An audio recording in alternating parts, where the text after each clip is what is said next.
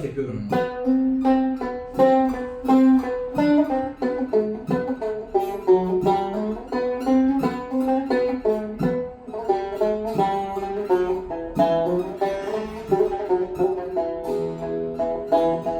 Üst mızrap, sonra mızrapsız fa'ya yakalıyorsun. Mi, fa, fa, mi, mi, fa mızrapsız. İkinci bu alt mızrap. Sonra üst alt üst yapıyorsun da. Üst alt. Değil mi? Şu değil. Değil de. Kuvvetli mızrap, üst mızrap ya. Diriram, parariram, parariram. Mızraba bak.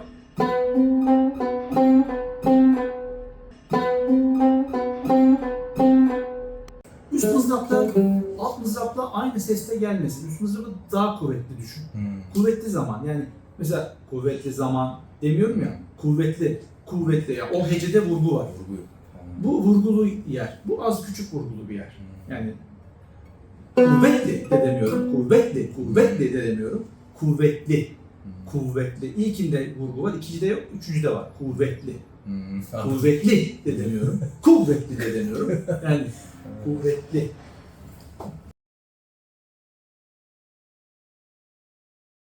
Şimdi şurası var.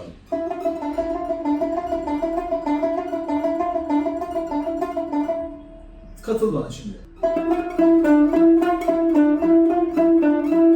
Şöyle söyleyeyim, bunu yapıyoruz ya. Şu anda rahat dinliyorsun beni, yüzünden falan belli. Biraz hızlanınca şimdi panik başlayacak. Böyle hızlanıyor ama iş. Yani bunu çalışmak lazım. Çok ağrıdığı zaman bırak. Aman gözünü seveyim. Bırak. Şeyle de çalışabilirsin. İşkence aletleriyle. Lastikle. Lastiği takıyorsun, çeviriyorsun. Biliyor musun nasıl olacak? Yapıyorum hocam arada. Geçen söylemiştim. Söylemiştin değil mi? Paket lastiği. Çeviriyorsun, çeviriyorsun. İşkence aleti de lazım. Ya şey var. Murat Bardakçı anlatmıştı. Ercüment Batanay şu parmağını belli pozisyonda basabilmek için alçıya almış, yani kalıbı almış şöyle. Bir süre belki bir ay yani. Bir aydan aşağı olmamış. Böyle kalmış. Tabii ayırmış bunu böyle buradan. diye anlatmıştı yani. Doğru. O zaman pozisyon değişiyor. Çünkü hepimizin yapı olarak parmak boylarımız farklı. Yani Refik Fersan'ın eline bakıyorsun oradan. Adam yani adam çok rahat duruyor. Parmaklar gerdaneye kadar uzamış parmak. Böyle duruyor yani adam. Fotoğraf bu yani şöyle. Böyle. Zorlasa da nerede? Tabii yani şimdi bu büyük bir avantaj. Stradivarius'un öyleymiş ya. Paganini'nin elleri büyük. Çok uzun. Uzun parmak burada bayağı etkiliyor diyor. Hepimizinki farklı. Dolayısıyla hepimizin çalışması aslında farklı olması gerekiyor. Şunu yapacağım değil, senin yapına uygun bir şey yapmamız lazım. Şimdi bunu yaparken sağ bileğimizi eğer şuradan bak kamerada buradan görürsün. Şöyle serbest bırakırsak, parmakla herhangi bir şekilde denge unsuru yapmazsak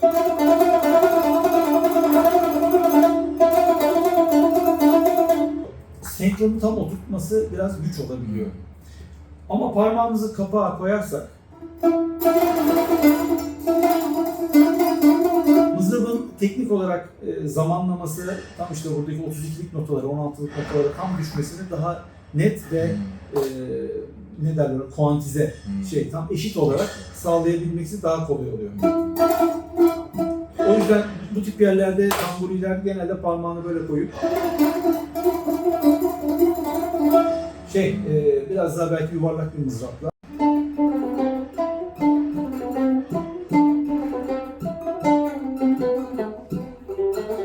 ama bu tip eserlerde sana az önce söylediğim vurgu önemli. Tim taram tiram taram tam hep o ölçü başı. Tim yani üst mızrap gibi gidiyor.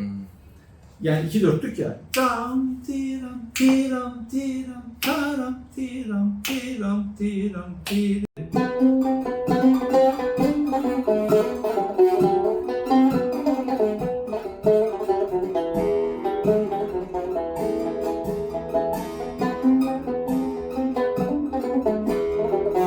Hatta metronom da geliyor.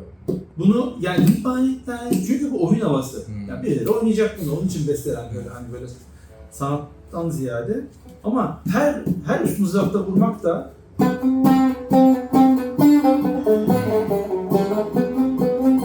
yani onun da şeyini çıkartmamak lazım. Kuvvetli zamanı daha yani içinde birkaç kuvvetli zaman olabilir. Bir atıyorum dörtlüğün içerisinde ya da bir ikilinin içinde. Onun en kuvvetlilerini istediklerimizi bu sesle süslemek daha bir kuvvet kazandıracak bize. Bağlamada falan çok yapıyorlar galiba. Bağlamada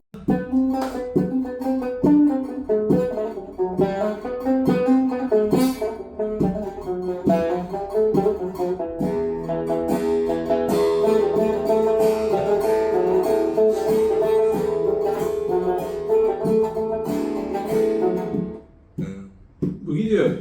Ama tam burada yani yapmamak lazım. Bu da yapıyorlar. Ya bu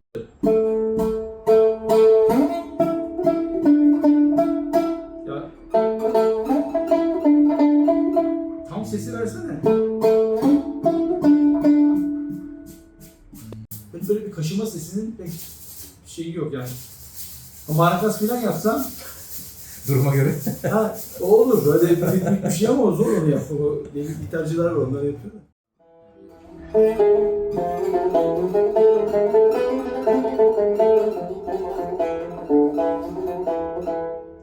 Hicaz ne? Dügah karardı. Tamam mı? Kararımız dügah. Sonra bir bizim müziğimiz yani Doğu bu topraklara özgü ta Hindistan'a kadar A12 diye bir şey var. Yani matematiksel olarak. Türk müziğinde hiçbir şey tam dörtlü, tam 4, tam 5 koma, tam 12 koma, tam 8 koma, tam 7,5 filan değil. Hepsi değişiyor.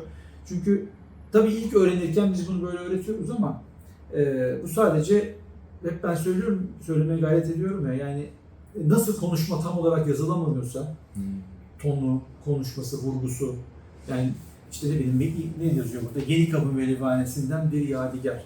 Ben bunu niye böyle okuyorum? Çünkü evde büyüdüğüm ortamda Yeni Kapı'ya Yeni Kapı diyorlar. Yeni Kapı demiyorlardı. Yeni Kapı deselerdi ben bunu Yeni Kapı Melivanesi'nden bir yadigar diyecektim mesela.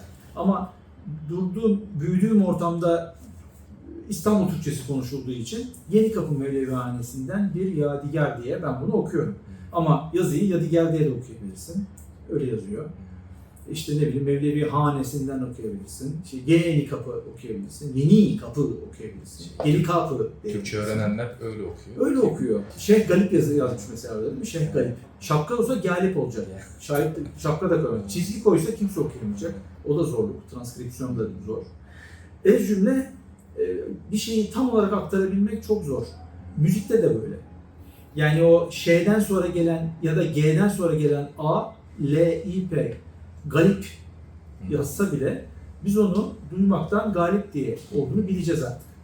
Aynı burada da Hicaz ailesi, Uşak için geçerli, her şey için geçerli bu. Orada bir değiştirme işareti var. O bize sadece orada bir Hicaz olduğunu, orada bir Uşak olduğunu, orada bir işte Hüzzam olduğunu, neyse Sabah olduğunu hatırlatıyor. Ondan sonra bizim onun Sabah olarak çalmamız bize düşen bir iş. Bunu galip olarak okumak gibi. Yani anlatabildim mi? Ya, iyi kulaktan geç. O yüzden fenni musikiden öğrenir efendim. İyi dudaktan. Yani düzgün ağızdan öğrenilir. Dudak değil de ağız. O laf oradan geliyor. Yani o telaffuzu nasıl öğrenmen gerekiyor? İyi bir ortamda. İyi bir Türkçenin konuşulduğu ortamda. Yadigar dememek için. Bunu yaparsan sen onu başka türlü de yazsa yadigar okursun. Çünkü anlamını biliyorsun. Bir de cümlenin neresinde hangi anlam taşıdığını da yakalıyoruz. Yeni Kapı Melivanesi'nden bir yadigar. İster istemez söyleyemiyorsun yadigar. Oradan gelen bir şey bize. Dolayısıyla biz aslında cümleyi okuyoruz. Cümlenin içindeki kelimeleri de ona göre telaffuz ediyoruz. Bak farkındaysan hiç harflerden bahsetmiyorum. Halbuki galibin içinde G, A, L, I, P var. Hiç ben bunları söylemiyorum. Bak burada G var, burada A var, L var, I var. P'den bahsetmiyorum, sen de anlıyorsun. Evet. Çünkü orada galip yazıyor, sen de görüyorsun, ben de görüyorum. Ama galip mi okuyacağız, başka türlü mü onu tartışıyoruz. Burada da re, mi, fa, sol, la yok. O bir melodide bir kelime var. Bir melodik kelime var.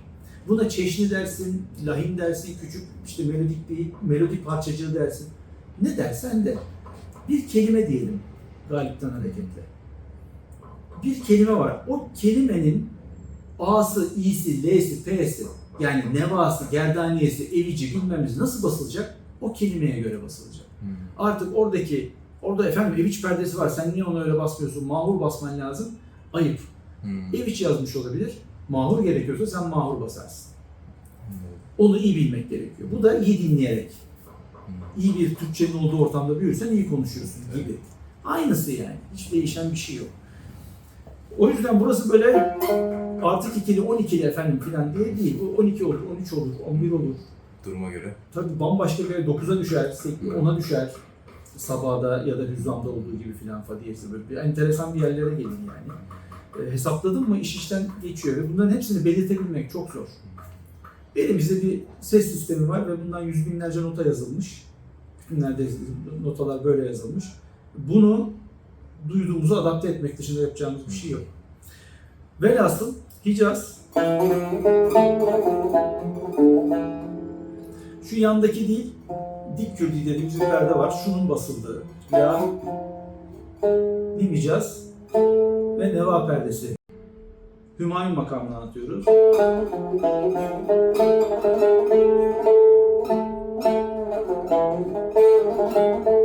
Böyle bir duyumu var.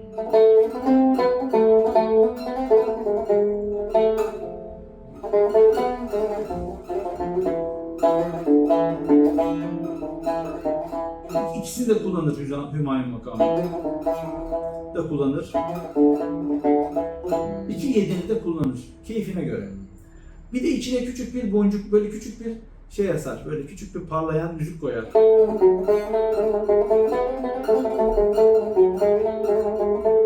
Nişabur çeşnisi diye bir çeşnimiz vardır.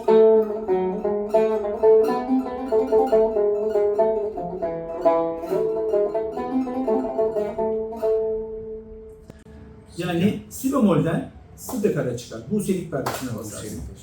Bu Buse'liğe çıkınca şuradaki do diyeze de küçük bir değişiklik olur. O da nevaya biraz yaklaşır. Bu bunu iterse bu da bunu biraz iter. Çok küçük ama bu dediklerim. Yaptığın melodi nevada kalmak ister yani.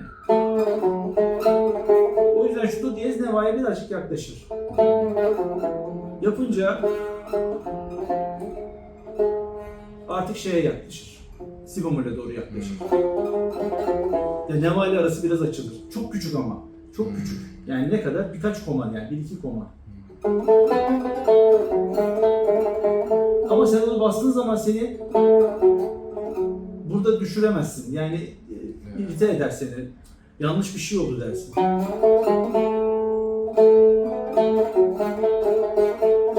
Nevada kaldığı sürece bu diyezi istediğin kadar dikleştirebiliyorsun hatta. Çünkü fonksiyonu ne? Neva'nın bastonu. Dararariram duvar arası. Neva'da yapıyor, Neva'yı itiyor seni. Ama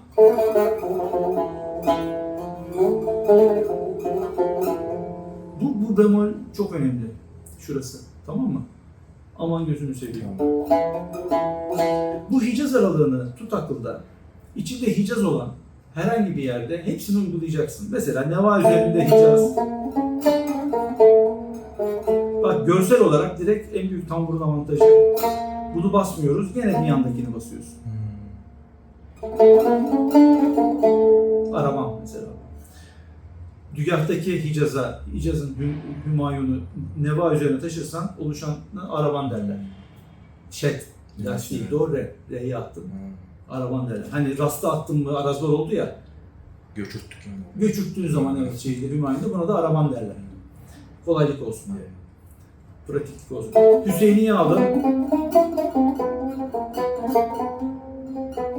Bak gene dikini basıyorum. Yani şunu basmıyorum, bunu basıyorum. Hicaz'ın bir tam ses altında da nikriz yaşar. Orada bir nikriz var. Abi orada yapar. Buna da nikriz derler.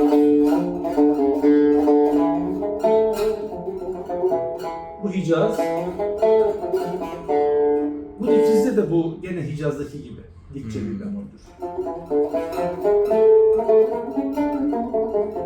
Olursa ne vesaire filan. Neyse kafayı çok karıştırmayayım ama Hicaz'daki bu aralığa dikkat edelim diye söylüyorum. Zaten en büyük şey tamburun avantajı o.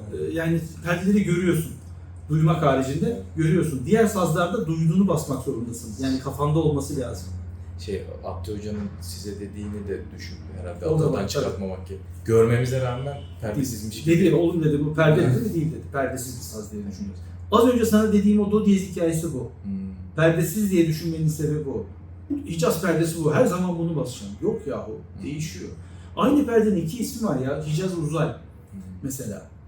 Yani tam temeli tamburuna bak. Bak orada var işte. İki isim de yazıyor. Hicaz da var, Uzay da var. Aynı Hicaz'ın olduğu perdeye Sabah da demiş. Ya da Uzay'ın olduğu perdeye. Bir neva olursa bu artık Hicaz diye adlandırılıyor. Çargahtan sonra geliyorsa Sabah diye adlandırılıyor. Yani müşterek isimde olan perdeler var. Hocam mesela eski tamburlar, Tambur Cemil Bey'in fotoğrafında mesela. Asla yok ya burada. O kendi mi buluyor o aradan? Bu Dik basıyor işte bir şekilde basıyor evet. O iki yani geniş perde aralığında bizde var ama o onda olmadığından o orayı perdesizmiş gibi. Eskiden bağlamalar da böyleymiş. Düşük perde sayılıymış. Radyolar açıldıktan sonra bunu İsra Diyarlar Ataman'ın sohbetinde dinledim. Anlatıyor yani kayıtta var. O benim musiki sohbetlerimde var. Orada diyor bağlamalara da ek perde bağlandı diyor. Çünkü farklı sesler geldi diyor radyoda. Bağlamacı çalan arkadaşlar hem ona eşlik edecek hem buna eşlik edecek. O buradan çalıyor, öteki buradan çalıyor. Perdeleri, yani akordu sürekli değiştir, akord teller kopuyor filan.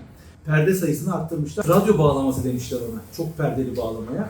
Tambur filan da perde sayısı. İzzettin Hoca'nın bak, İzzettin Ökten'in tamburuna, eski tamburlarda çok az perde sayısı.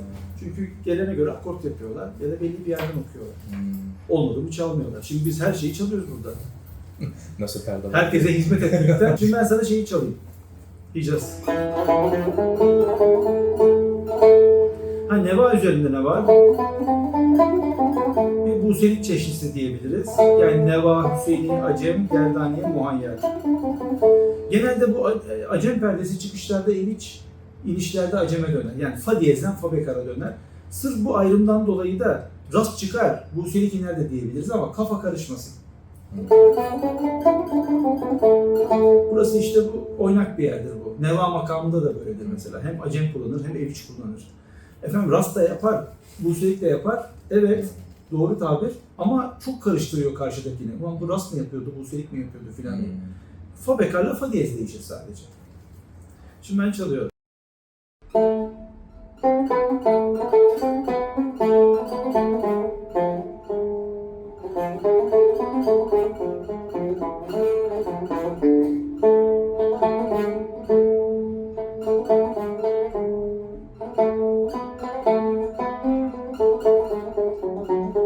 İnşallah yaptı.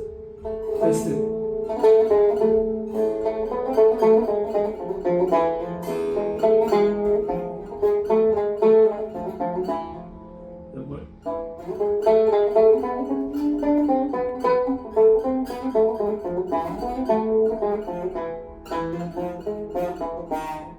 Küçük gelen.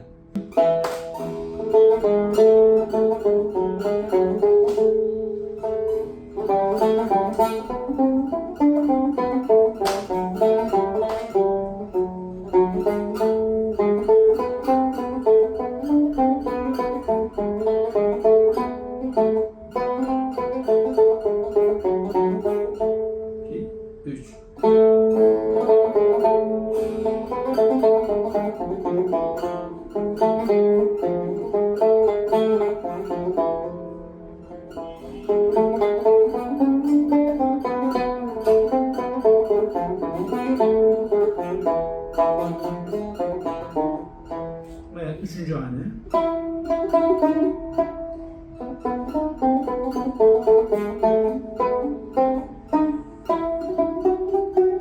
Bir daha çalacağım, anlatacağım.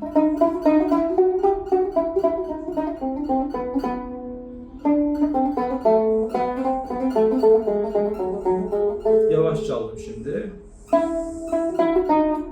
Hüseyini'de Hicaz.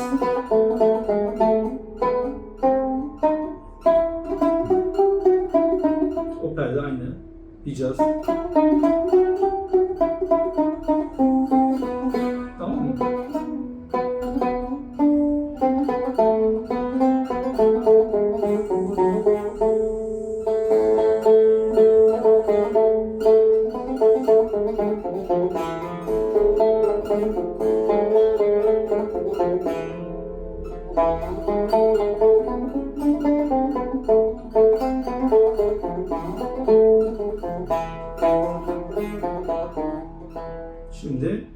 Dördüncü hane.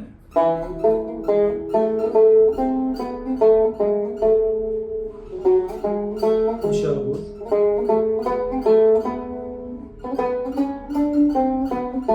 Eviç ve Acem. Bak. Fa diye sol, fa diye sol, fa beka. Şimdi rast çıktı, do söylediğini de denebilir. Ama fa diyez daha kolay.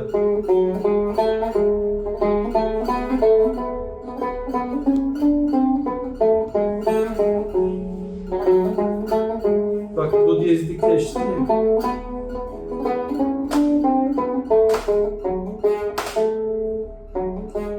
Do diyez biraz daha dik basıyorum nevaya giderken. İcazda şimdi.